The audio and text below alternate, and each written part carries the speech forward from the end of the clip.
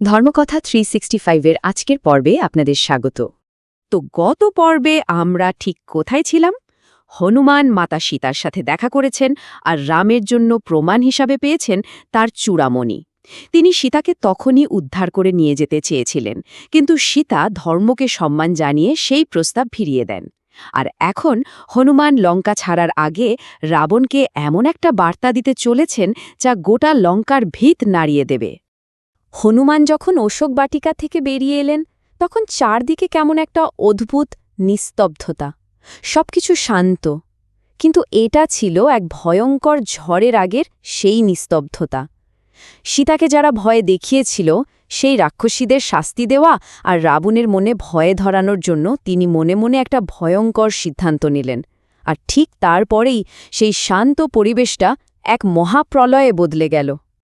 হনুমানের শরীরটা ধীরে ধীরে বাড়তে শুরু করল, যেন তিনি নিজের সমস্ত ক্রোধকে একটা বিশাল আকার দিচ্ছিলেন। তার চেহারাটা দেখতে দেখতে একটা পর্বতের মতো বিশাল হয়ে গেল, যা দিয়ে মনে হচ্ছিল লঙ্কার আকাশটাই বুঝি ঢেকে গেছে। তার পেশিগুলো ফুলে উঠতে লাগল, আর সেই শক্তিই যেন সমুদ্রের ঢেউয়ের মতো গর্জন করে নিজের উপস্থিতি জানান দিচ্ছিল। তার প্রত্যেকটা নিঃশ্বাসে ছিল আসন্ন ধ্বংসের ইঙ্গিত।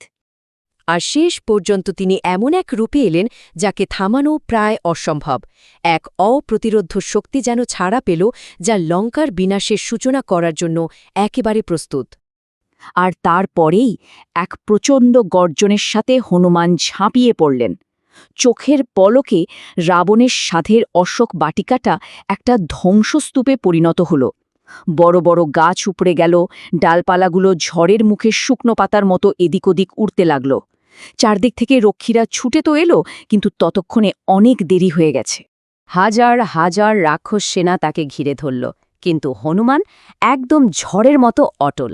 তার কণ্ঠে বেজে উঠল সেই রণহুঙ্কার, যা শুনে শত্রুদের বুক কেঁপে ওঠে। জয় শ্রীরাম! এটা তো হনুমানের অবিশ্বাস্য শক্তির একটা ঝলক মাত্র ছিল।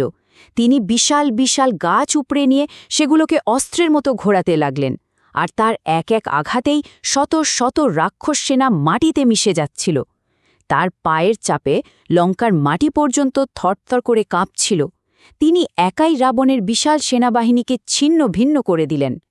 রাবণের বড় বড় যোদ্ধারা একে একে হেরে গেল। তখন যুদ্ধক্ষেত্রে এলেন রাবণের নিজের প্রিয় পুত্র, তরুণ আর নির্ভীক অক্ষয় কুমার।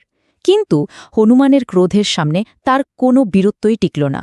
মুহূর্তের মধ্যে রাবণের পুত্রের পতন হল।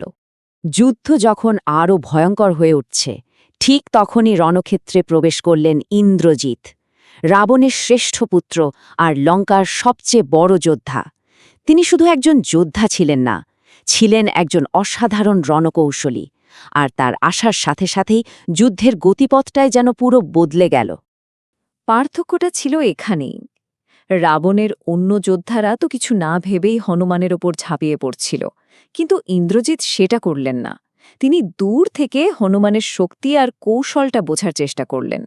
তিনি বুঝেছিলেন যে শুধু গায়ের জোরে এই বানরকে হারানো যাবে না, তাই তিনি এক দিব্য অস্ত্র প্রয়োগের সিদ্ধান্ত নিলেন। আর ঠিক তখনই ইন্দ্রজিৎ ব্যবহার করলেন ব্রহ্মাস্ত্র। এটা কিন্তু কোনো সাধারণ অস্ত্র নয়, এটা স্বয়ং সৃষ্টিকর্তা ব্রহ্মার অস্ত্র, যার শক্তি অকল্পনীয় আর যা কখনো লক্ষ্যভ্রষ্ট হয় না। আর এই অস্ত্রের অবমাননা করার অর্থ হল স্বয়ং ব্রহ্মার অবমাননা করা। হনুমান ব্রহ্মাস্ত্রের শক্তিটা ঠিকই বুঝতে পারলেন।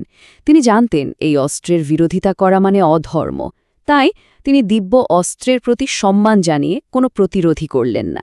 তিনি ইচ্ছে করেই নিজেকে ধরা দিলেন। এটা কিন্তু তার হার ছিল না, এটা ছিল তার কৌশল আর ধর্মের প্রতি সম্মান। দৃশ্যটা এবার পুরোপুরি অন্যরকম। শিকলে বাঁধা হনুমানকে রাবণের রাজসভায় নিয়ে আসা হল। রাবণ একদিকে কৌতূহলী, অন্যদিকে ক্রুদ্ধ, আবার কিছুটা আতঙ্কিত। তিনি হনুমানের দিকে তাকিয়েই রইলেন, কিন্তু হনুমানের চোখে ভয়ের ছিটে ফোঁটাও ছিল না। তিনি এমনভাবে নির্ভয়ে দাঁড়িয়ে রইলেন যেন তিনি বন্দী নন, বরং একজন বিজয়ী।